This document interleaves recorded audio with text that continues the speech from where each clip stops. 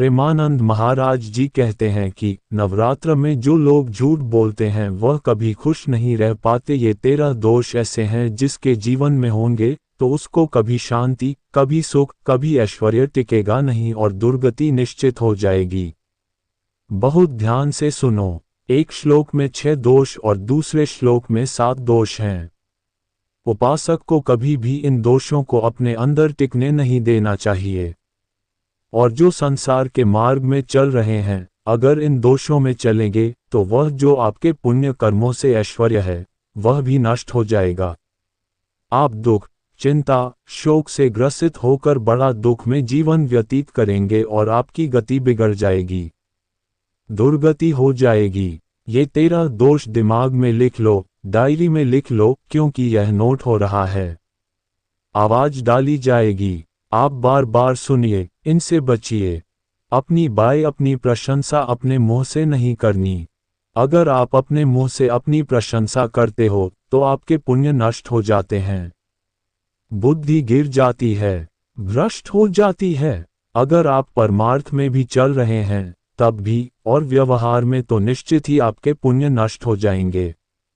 बुद्धि गिरी हुई होती है तभी ऐसा दोष उत्पन्न होता है, और ये दोष आज बहुतायत में है, बहुत प्रभावशाली है। सत्संग है, पकड़ो, समझो।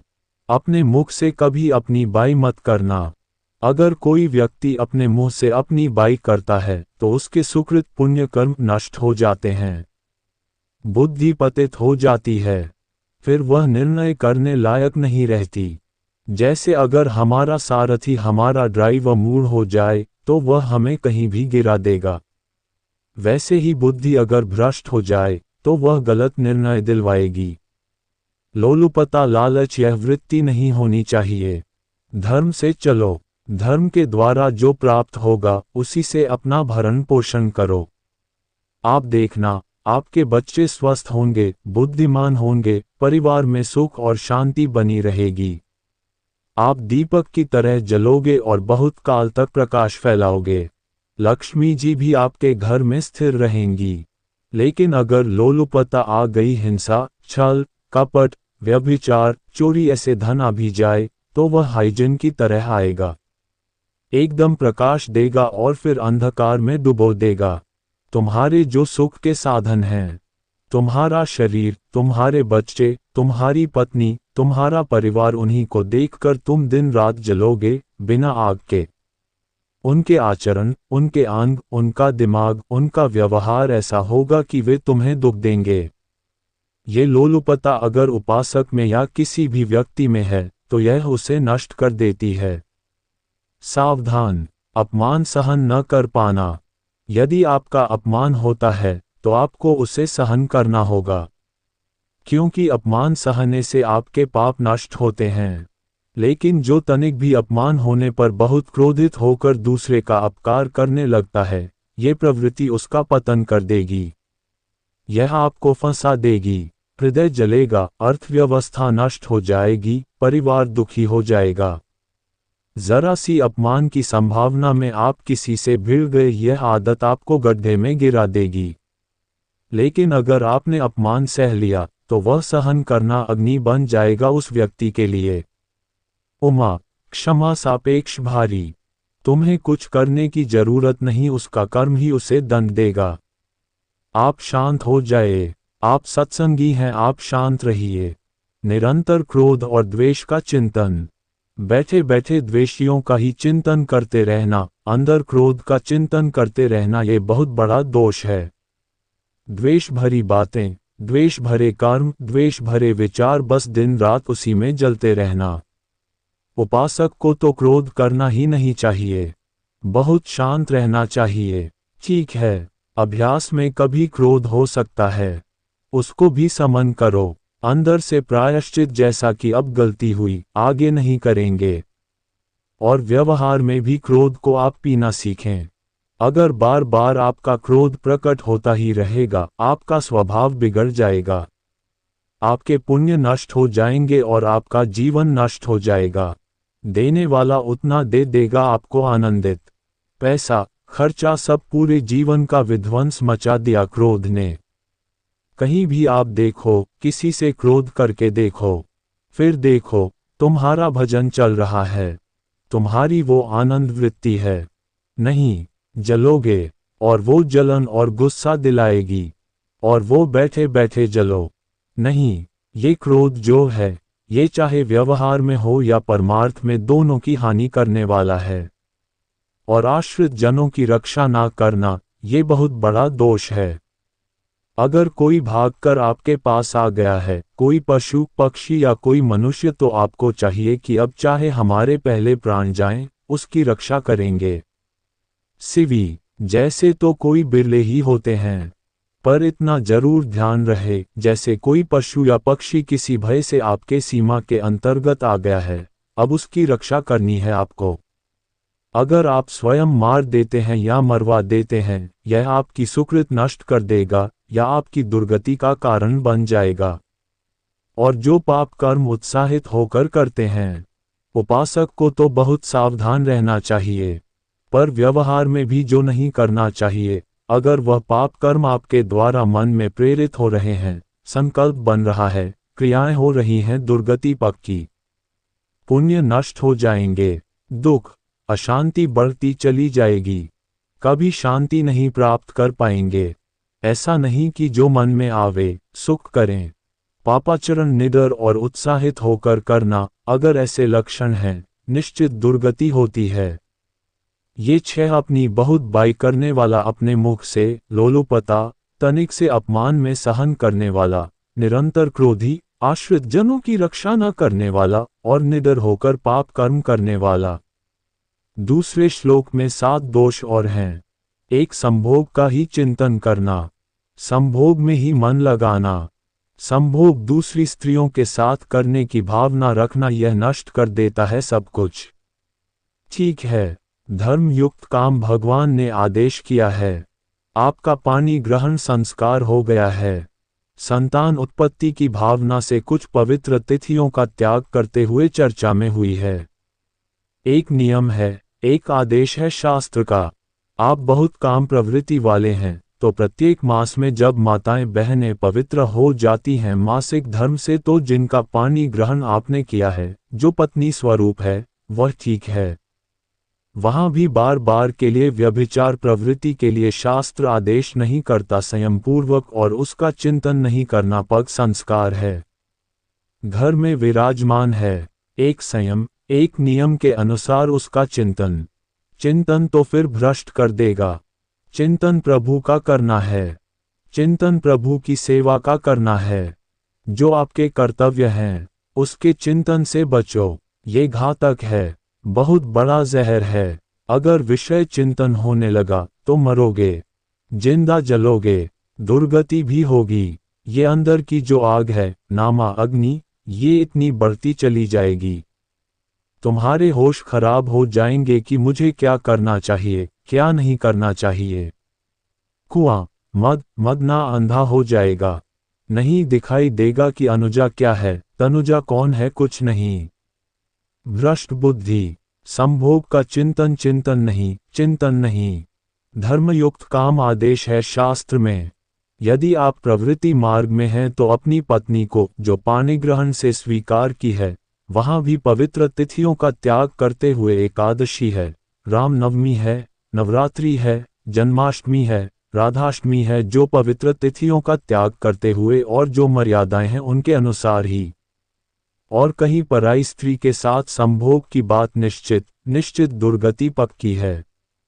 ऐसी माताओं के लिए है, स्त्री शरीर के लिए है। यदि ऐसी गलत चेष्टा को पति वंचक पर, पति रति कर रो नरक कल्प सत पर। ये भोग चिंतन से बचने की चेष्टा कीजिए, तो क्रिया से अपने आप बच जाएंगे। विषमता रखने वाला सबके साथ बर्ताव, ऐसा कि मैं बहुत श्रेष्ठ हूं और दूसरे सब नहीं, ऐसा व्यवहार नहीं करना। सब भगवत स्वरूप हैं, समान व्यवहार। जैसे आपके भोजन हैं, तो जो आप पा रहे वही सबको दीजिए।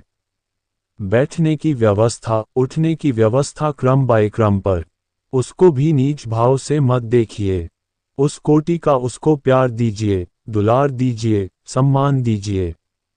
इतनी विषमता ना फैलाते रहें अपने जीवन में कि आप सबके निंदा के पात्र बन जाएं।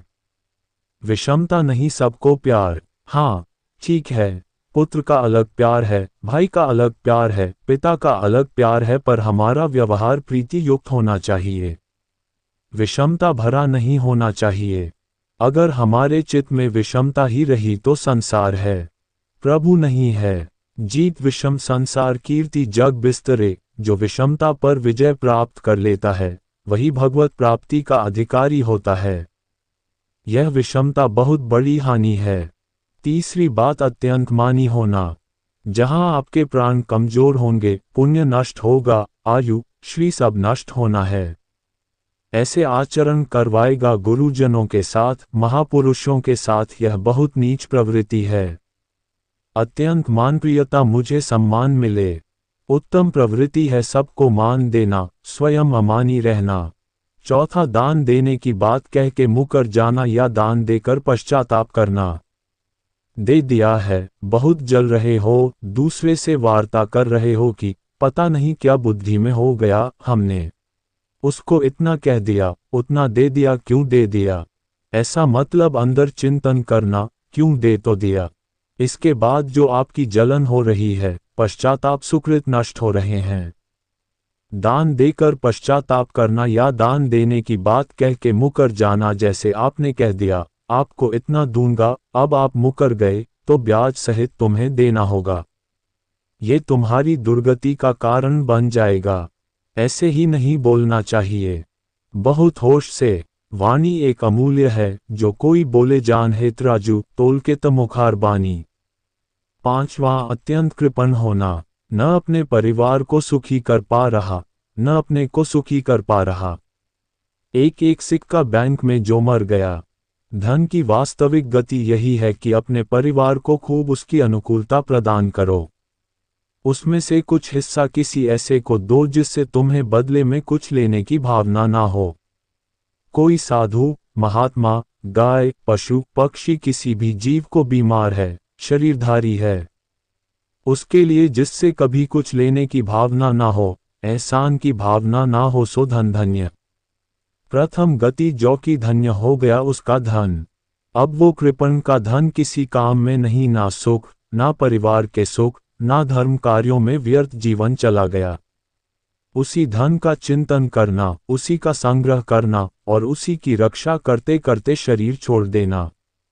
धर्म, अर्थ, काम, मोक्ष और जो बालक, स्त्री, पागल, असहाय जो इनकी रक्षा न करके इनकी हानि करता है, दुर्गति निश्चित है। माना आपकी पत्नी है, उसका स्वभाव बिगड़ा हुआ है, क्रोधी है, कटु वचन बोलती है, लेकिन आपके ही प्रारब्ध के लिए। माना आपका पति ऐसा स्वभाव वाला है, पर आपके ही प्रारब्ध से तो संयोग बना है। अब इसका निर्वाह कर ले जाओ तो पवित्र हो जाओगे दोनों। और अगर झगड़ा, लड़ाई, मारपीट और कहीं हिंसा आदि के रूप में उतर गए तो फिर और करनी बिगड़ गई। बालक है, उसे ज्ञान नहीं कि आप पवित्र हैं, क्या पवित्र है। उसे ज्ञान नहीं कि आप उसके साथ व्यवहार अच्छा कर रहे हैं कि बुरा। रक्षा करनी है आपको, शोषण नहीं करना। स्त्री, बालक और पागल जैसे विक्षिप्त है, पागल है, आपको रक्षा करनी है। बन जाए तो उसको भोजन दो, ऐसा नहीं कि ईंट मारो, उसको अपमानित करो। उसकी बुद्धि खराब है, प्रारब्ध खराब हो गया है तो शास्त्र आज्ञा करता है स्त्री, बालक जैसे पागल, विक्षिप्त आदि हैं, असहाय हैं, असमर्थ हैं, बूढ़े हैं, उनकी सेवा करनी है। आप सेवा भी कर रहे हो तो वे आपको दो गाली दे सकते हैं।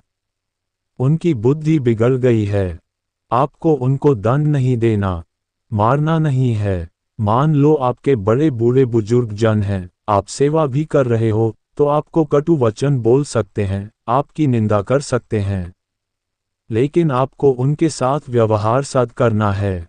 अगर आपने इन दोषों को स्वीकार किया तो निश्चित आपकी दुर्गति होगी, न इस लोक में आपको शांति मिलेगी, न परलोक में। इसलिए इन दोषों को बार बार सुन के और हृदय में जांचो कि कहीं है तो नहीं। अगर है तो सत्संग, भजन बल, भगवत प्रार्थना के बल से इन दोषों का त्याग कर दो। जीवन मंगलमय हो जाएगा। अगर अच्छी क्रियाओं को देख रहे हो कि प्रभु करा रहे हैं, तो बुरी क्रियाओं का संकल्प ही नहीं उदय होगा। अहम गलित हो गया तो अहम में ही तो सारे विकार रहते हैं। हर समय प्रभु के सामने कृतज्ञ रहो, कितनी कृपा, क्या हमसे लेना है आपको, आप तो पूर्ण काम हो, हमें इतना दुलार कर रहे हो। बलिहारी प्रभु, वो बार बार मन उनके चरणों में लुटता रहता है। प्रभु का विधान सर्वज्ञता से पास हुआ है। वो खूब आगे की, पीछे की, मध्य की सब बात सोचकर उन्होंने आपके लिए विधान किया है। पहले से उन्होंने उस समय के लिए मंगल विधान सुनिश्चित कर दिया है। कैसी भी परिस्थिति हो कभी उबना मत, घबराना मत, अधीर मत होना और अपने भगवत विश्वास में कमी मत आने देना। कैसी भी परिस्थिति हो यह जरूरी है। डूबना मत, बहुत हो गया कष्ट सहते सहते, कितना सहूं। अगर ऐसा आ रहा है तो भी आप भगवत आश्रित नहीं हो, ऐसा हो ही नहीं सकता। बड़ा आनंद आता है कष्ट में, बड़ा आनंद आता है। पूरा का पूरा मन, इंद्रियां केवल प्रभु में होती हैं, क्योंकि कष्ट में कोई विषय की इच्छा तो होती नहीं।